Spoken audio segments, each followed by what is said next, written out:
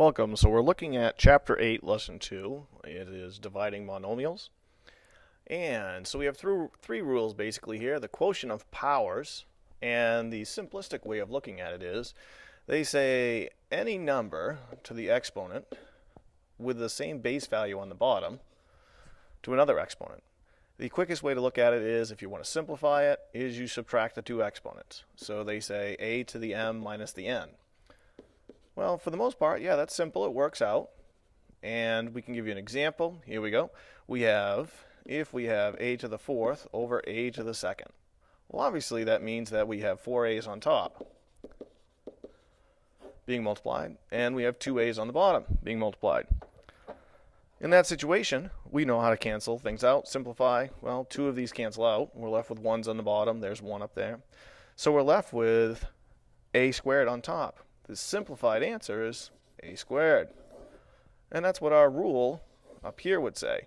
It would say 4 minus 2 gives you the 2. Well, that's all fine and dandy. However, you run into this problem where sometimes students get a little bit confused and we have a negative exponent.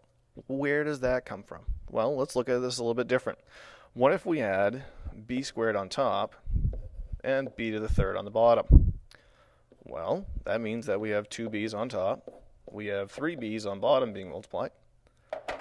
So we simplify it out. These cancel out. So we're left with 1 on top, and we're left with a b on the bottom. Well, that's what it really looks like when your variable is expressed in a positive term, 1 over b.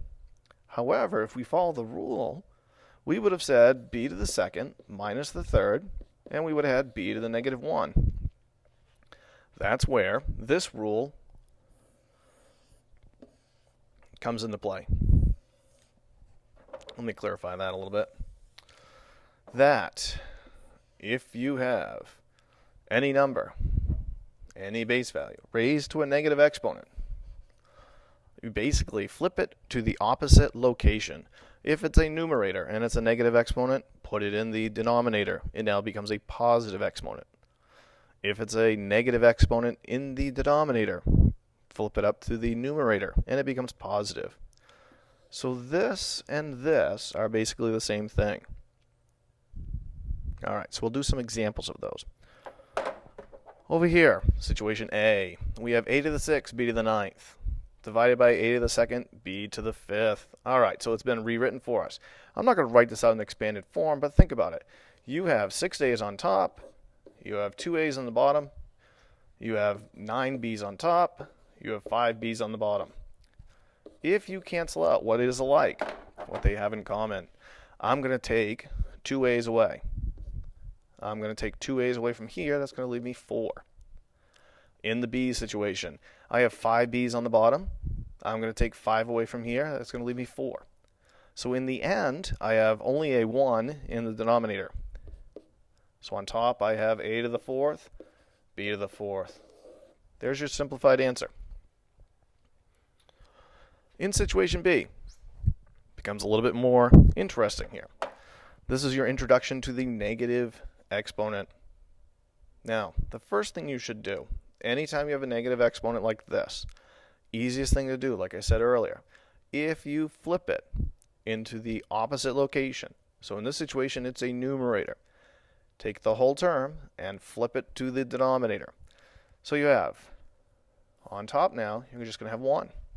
On the bottom, we have 4x squared to the 3rd power, and then we've also brought down 2x to the negative 3rd power, but the outside exponent now becomes positive. All right. So, at this point, now you should be able to solve that problem. Moving on to the problems. All right. So now we're going to assume that no denominator is equal to 0. Obviously, you know that you can't divide by 0. We know that from 3rd grade. All right, looking at situation 1. We have x to the negative 3rd, y to the 0, and z to the negative 2nd. All right, so here's the deal. We have a negative exponent here, We have a negative exponent here. All right, we know we just talked about this. So we're going to take this and say, on the bottom, we have x to the third. We also have z to the second. This is interesting. We have y to the 0. Now remember, any number to the 0 power just gives you a 1. That's your simplified answer. Nothing more you can do with that. All right. Number 2, we have d to the negative 1. Well, we talked about that. Take that, drop it in the bottom. So now we have d to the 1 multiplied by, oh yeah, d to the 0. That's 1. So we have d to the 1. Here's your answer there. All right.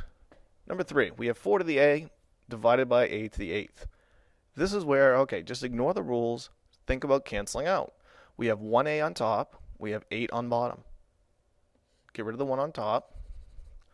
Take away 1 on the bottom. So now we have 4 over a to the 7th. All right. Number 4. I have n to the third divided by n to the negative 1 power. Again, it's a negative exponent. Throw it to the top. Move it to the top. So now I have plus 1. So now I have n to the 4th. There's your answer there. Well, number 8's right below us. We have a to the squared divided by a to the squared. This is basic algebra right here. Any number divided by itself, hey, that cancels right out. That's gone. We look at the b's. I have 8 on the bottom. I have 9 on top. I take 8 away. That leaves me with b to the 1. I don't need the 1. Just put b. That's your answer. Oh, let's see. Oh, we'll jump down to number 6.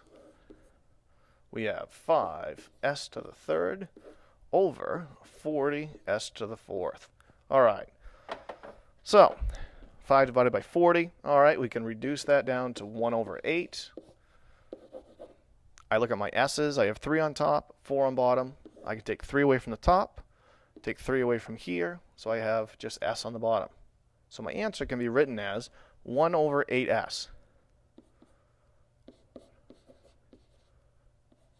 Make sure that you neatly make your s's look correct. All right, moving on to the next slide.